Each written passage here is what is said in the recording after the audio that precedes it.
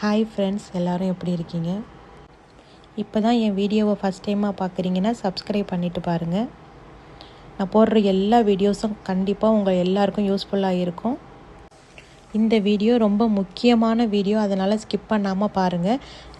நம்ம வாழ்க்கைக்கு மிகவும் தேவையான ரொம்பவும் முக்கியமான பணத்தை நம்ம எப்படி கையாளுறது அப்படிங்கிறத ஒரு 5 ஹேபிட்ஸ் தான் இந்த வீடியோவில் நான் சொல்லியிருக்கேன்.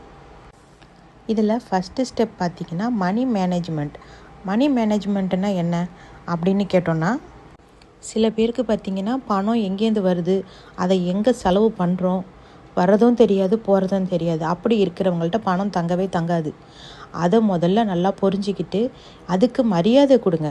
பணத்தை எப்படி மேனேஜ் பண்ணுறதுன்னு கற்றுக்கங்க. அதை நம்ம ஒரு பட்ஜெட் போட்டு மாதம் அந்த பணத்துக்கு மரியாதை கொடுத்து ஃபஸ்ட்டு நம்ம பணம் வந்தவுடனே செலவு பண்ணிவிடுவாங்க சில பேர். அப்படிலாம் இருக்காதீங்க. ஒரு நாளைக்கு நம்ம வீட்டில் எடுத்துகிட்டு வந்து, இது என்னோடய சொந்த அனுபவத்தை தான் நான் சொல்லிகிட்டு இருக்கேன், நம்ம பீரோலையோ நம்ம பர்ஸ்லேயோ அந்த பணத்தை ஒரு நாள் ஃபுல்லாக நம்ம வச்சுக்கணும். அதுக்கப்புறம் இந்த பணத்துக்கு நம்ம என்னெல்லாம் திட்டம் போட்டு வச்சுருக்கோம், நம்ம ஃபேமிலிக்கான பட்ஜெட்டை போடணும். பட்ஜெட்டை போட்டு இந்த அமௌண்ட் இது எதுக்கு தான் நம்ம யூஸ் பண்ண போகிறோம் அப்படின்னு நம்ம மேனேஜ் பண்ண கற்றுக்கணும். அந்த மாதிரி பண்ணுறவங்கள்ட்ட பணம் வரவு அதிகமாக இருக்கும், பண தட்டுப்பாடே வராது, பற்றாக்குறையும் வராது. அப்புறம் பார்த்திங்கன்னா சில பேர்கிட்ட வீட்டில் பணமே வச்சுக்க மாட்டாங்க. என்னென்னா எல்லாமே யூபிஐ டிரான்சாக்ஷனே பண்ணிக்கிட்டு இருப்பாங்க. அப்படி இருக்கக்கூடாது. ஒரு குறிப்பிட்ட அமௌண்ட்டை நம்ம எடுத்துகிட்டு வந்து நம்ம வீட்டில் வைக்கணும். நம்ம வீட்டில் பணம் எப்போதுமே இருந்துக்கிட்டே இருக்கணும். இல்லை என்கிட்ட கார்டு இல்லை, என்கிட்ட ஏடிஎம் கார்டு இருக்குது, நான் யூபிஐ டிரான்சாக்ஷன் பண்ணிக்கிறேன், எனக்கு வீட்டில் பணம் தேவையில்லை அப்படின்லாம் நினைக்கிறவங்களா நீங்கள் இருந்தீங்கன்னா, இனிமேல் இந்த மெத்தடை ஃபாலோ பண்ணி பாருங்கள். கண்டிப்பாக இது நான் என் லைஃப்பில் ஃபாலோ பண்ணி எனக்கு அது நல்ல யூஸ்ஃபுல்லாக இருக்குது. கண்டிப்பாக பண வரவில் ஒரு மாற்றம் தெரியும். செகண்ட் ஒன் என்னன்னு பார்த்தீங்கன்னா மணி டிசிப்ளின்னா என்ன? நம்ம பணத்தை எந்த அளவுக்கு நம்ம மரியாதை கொடுக்குறோம் பணத்துக்கு, அதை எப்படி நம்ம டிசிப்ளினாக மெயின்டைன் பண்ணுறோம். பணத்தை பொறுத்த வரைக்கும் பார்த்திங்கன்னா அது எல்லார்கிட்டேயும் தங்கிடாது.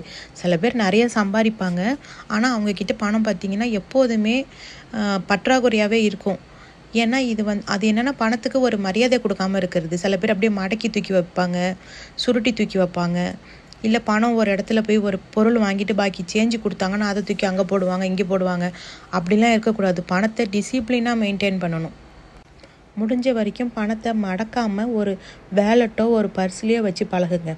ஸோ அந்த மாதிரி இருக்கும்போது நம்ம அதுலேருந்து நம்ம திறந்து நம்ம ஒரு பணம் எடுத்தால் கூட நம்ம கண்ணுக்கு அதை பார்க்குறதுக்கு அழகாக இருக்கணும். அதனால் சின்ன சின்ன விஷயத்தெல்லாம் நம்ம கொஞ்சம் மாற்றி பார்த்தோன்னா நம்மக்கிட்ட பணம் அதிகமாகவே நம்மக்கிட்ட இருக்கும். நெக்ஸ்ட்டு ஸ்டெப்பு பார்த்தோம்னா நெகட்டிவ் தாட்ஸ் அபவுட் மணி. எப்போ பார்த்தாலும் பணத்தை பற்றி ஏதாவது நெகட்டிவாகவே பேசிகிட்டு இருக்கிறது வீட்டில், அந்த மாதிரிலாம் நம்ம பேசக்கூடாது. சில பேர் பார்த்திங்கன்னா கடன் வாங்கும் போது ஒரு மாதிரி வாங்குவாங்க, திருப்பி கடன் கொடுக்கும் போது பார்த்திங்கன்னா அது வேறு மாதிரி தாட்டாக இருக்கும். அந்த பணத்தை பற்றி பேசுகிறதே, நான் பணம் வரட்டும் வந்த உடனே அவங்கக்கிட்ட நான் தூக்கி எறிஞ்சிட்டு வந்துடுறேன் அப்படின்லாம் சொல்கிறது. அப்படிலாம் சொல்லக்கூடாது. நம்ம எந்த அளவுக்கு ஒருத்தவங்கள்ட்ட கஷ்டம்னு போய் கேட்குறோமோ, என் பாட்டி சொல்லுவாங்க, நம்ம வாங்கும் போது அழுதுகிட்டு ஒருத்தவங்கள்ட்ட போய் வாங்கணும், ஆனால் கொடுக்கும் போது சிரிச்சுக்கிட்டு கொடுக்கணும். என்னென்னா அந்த நேரத்தில் நீங்கள் கொடுத்ததுனால தான் எனக்கு அது யூஸ்ஃபுல்லாக இருந்துச்சு, நான் எப்போவுமே நான் மறக்க மாட்டேன் அப்படின்லாம் நம்ம ஒரு நல்ல வார்த்தைகளை சொல்லிட்டு தான் நம்ம கொடுக்கணும் அப்படின்லாம் சொல்லுவாங்க. அதனால் முடிஞ்ச வரைக்கும் பணத்துக்கு நம்ம மரியாதை கொடுத்து மரியாதையாக நம்ம பேசணும். ரொம்ப இதாக பேசிடக்கூடாது நம்ம பணத்தை. என்னென்னா அந்த மாதிரி பேசுகிறவங்கள்ட்ட பணம் தங்கவே தங்காது. அதனால் நெகட்டிவ் தாட்ஸு பேசுகிறவங்களையும் முடிஞ்ச வரைக்கும் நம்ம வீட்டுக்குள்ளே சேர்க்காமல் இருக்கிறது நல்லது. இது எல்லாமே என்னோடய சொந்த அனுபவம். என் லைஃப்பில் நான் நிறைய பட்டதுனால தான் நான் இதெல்லாம் சொல்லிகிட்ருக்கேன். ஸோ நெகட்டிவ் தாட்ஸ் பேசுகிறவங்கள பற்றி முக்கால்வாசி வீட்டில் விடாதீங்க, அவாய்ட் பண்ணிவிடுங்க. அந்த மாதிரி உள்ளவங்க நம்ம வீட்டுக்கு வரதுனால பார்த்திங்கன்னா அவங்க பேசுகிற அந்த வார்த்தைகள் எல்லாமே நம்ம வீட்டில் கேட்டுக்கிட்டு தான் இருக்கோம். அதனால் நம்மளுக்கும் அதனால் கஷ்டம் வரும். அதனால் முடிஞ்ச வரைக்கும் பார்த்திங்கன்னா வீட்டில் பாசிட்டிவான விஷயத்தையே பேசுங்க. நல்லதையே நினைப்போம். நல்லதையே நம்ம நினச்சோன்னா நமக்கு நல்லது தான் நடக்கும். கவலைகள் இல்லாதவங்க இந்த உலகத்தில் யாருமே இல்லை. அதனால் அதை நினச்சிக்கிட்டு நம்ம வருத்தப்பட்டுட்டே இருந்தோம்னா அது சரியாக போகிறதும் இல்லை. அதனால் எப்போதுமே நம்மளும் சரி, நம்மளை சுற்றி உள்ளவங்களையும் சரி, நம்ம பாசிட்டிவாகவே நம்ம வச்சுக்கணும். அதுதான் நம்ம வீட்டுக்கு நல்லது. இது எல்லாமே பார்த்திங்கன்னா நமக்கு பணம் வரவை அதிகரிக்கக்கூடிய ஒரு டிப்ஸு தான் வச்சுக்கோங்களேன். அதனால் கண்டிப்பாக எல்லாரும் லைஃப்பில் இது எல்லாத்தையுமே ஃபாலோ பண்ணுங்கள். நெக்ஸ்ட்டு ஸ்டெப் என்னன்னு பார்த்தோன்னா, ஐ வில் கெட் வெல்த்தி. அப்படின்னா என்னென்னா, என்னால் என்னோடய வறுமையை போக்க முடியும். நம்ம கஷ்டத்தில் இருந்தால் கூட நம்ம அதையே பேசக்கூடாது. என்னால் நான் கண்டிப்பாக என் லைஃப்பில் நான் நெக்ஸ்ட் லெவலுக்கு போக முடியும். எங்களுக்கு இந்த கஷ்டம் நிரந்தரம் கிடையாது. இப்போ தற்சமயத்துக்கு தான் நாங்கள் கஷ்டப்படுறோம். கண்டிப்பாக என்னால் பணக்காரன் ஆக முடியும்.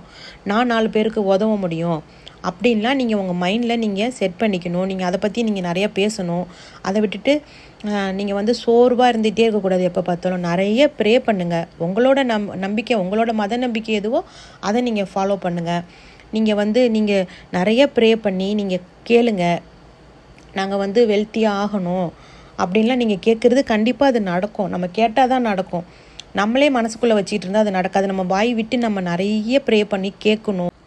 நம்மளுடைய கஷ்டத்தை போய் நம்ம அடுத்தவங்க கிட்ட சொல்கிறதுனால நமக்கு நேராக தான் அவங்களும் சேர்ந்து ஃபீல் பண்ணுற மாதிரி நம்மள்கிட்ட சொல்லுவாங்க. ஆனால் கொஞ்சம் அந்தாண்ட போய் பார்த்திங்கன்னா அவங்க சந்தோஷப்பட்டுட்டு போயிட்டுருப்பாங்க. ஸோ அதனால் முடிஞ்ச வரைக்கும் நம்மளோட இறைவன்கிட்ட நம்ம நிறைய பேசலாம். நம்ம நிறைய நம்ம குடும்பத்துக்கான செல்வத்தை கேட்கலாம். நம்ம எதை கேட்டாலும் கண்டிப்பாக அவன் நம்மளுக்கு செய்வான். நெக்ஸ்ட்டு பாயிண்ட் என்னன்னு பார்த்தீங்கன்னா, ரொம்ப முக்கியமான பாயிண்ட் இது, கிவிங். நம்மளால் எவ்வளோ தூரம் தர்மம் செய்ய முடியுமோ அவ்வளோ தூரம் செய்யுங்க. இதை நம்ம செய்கிறது அடுத்தவங்களுக்கு தெரிஞ்சு செய்கிறதுல எந்த புண்ணியமும் கிடையாது. நம்ம முடிஞ்ச வரைக்கும் தெரியாமல் செய்கிற உதவி அது கண்டிப்பாக நம்மளுக்கு பலன் கிடைக்கும். சின்ன உதவியாக இருந்தாலும் செய்தேன். எங்களுக்கே இல்லை, நாங்கள் எங்கே அடுத்தவங்களுக்கு செய்கிறது. நிறைய பேர் இப்படி பேசி நான் கேட்டிருக்கேன். அப்படிலாம் நினைக்காதீங்க. நிறைய செஞ்சால் தான் அது ஹெல்ப்புன்னு கிடையாது. நம்மக்கிட்ட 10 ரூபா இருக்குது, அதில் 1 ரூபா கொடுத்தாலும் அதுவும் உதவி தான். அதனால் இல்லாதவங்களுக்கு நம்மளால் முடிஞ்ச வரைக்கும் உதவி பண்ணுங்கள். நம்ம 1 ரூபா ஒருத்தவங்களுக்கு செய்கிறதுனால குறைஞ்சிட மாட்டோம். அது நமக்கு 2 ரூபாவாக திருப்பி வரும். அதனால் நல்ல மனசோட உதவி செய்ய கற்றுக்குங்க. நான் எப்போதும் தொழுதுட்டு நான் துவா பண்ணும்போது எப்படி கேட்பேன்னா, இல்லாதவர்களுக்கு உதவக்கூடிய மனசையும் அதுக்கான செல்வத்தையும் எனக்கு கொடு அப்படின்னு தான் நான் கேட்டிருக்கேன். அதனால் பணம் இருந்தால் நம்ம மட்டுமே வச்சுக்கணும் அப்படின்னு நினைக்காம நம்ம அடுத்தவங்களுக்கு கொடுத்து பழகணும். கொடுக்கறதுனாலையும் நம்ம பார்த்திங்கன்னா நம்ம ஃபேமிலி வெல்த்தாக ஆகும். இது எல்லாமே பார்த்திங்கன்னா என் லைஃப்பில் நான் ஃபாலோ பண்ணிகிட்ருக்க விஷயத்தை தான் நான் உங்கள் கூட ஷேர் பண்ணுறேன். ஒவ்வொரு வீடியோவுமே அப்படி தான். என்னோடய லைஃப்பில் நான் எதை கடைப்பிடிக்கிறேனோ, என்னென்னலாம் நான் ஃபாலோ பண்ணுறனோ அது எல்லாமே தான் நான் உங்களுக்கு வீடியோவாக சொல்லிகிட்ருக்கேன். ஸோ அதனால் என்னோடய வீடியோ பிடிச்சதுன்னா மறக்காமல் லைக் பண்ணுங்கள், ஷேர் பண்ணுங்கள், என்னோடய சேனலை சப்ஸ்கிரைப் பண்ணிக்கோங்க. நான் போடுற ஒவ்வொரு வீடியோவுமே உங்கள் வீட்டில் ஒருத்தவங்க உங்களுக்கு எப்படி அட்வைஸ் பண்ணுவாங்க அப்படின்னு ஒரு சிஸ்டராக, ஒரு ஃப்ரெண்டாக, அப்படி தான் என்னோடய வீடியோஸ் எல்லாமே இருக்கும். நான் அப்படி தான் உங்கள்கிட்ட எல்லாத்தையும் ஷேர் பண்ணிட்டேன். ஸோ மறக்காமல் என்னோடய சேனலை சப்ஸ்கிரைப் பண்ணிக்கோங்க.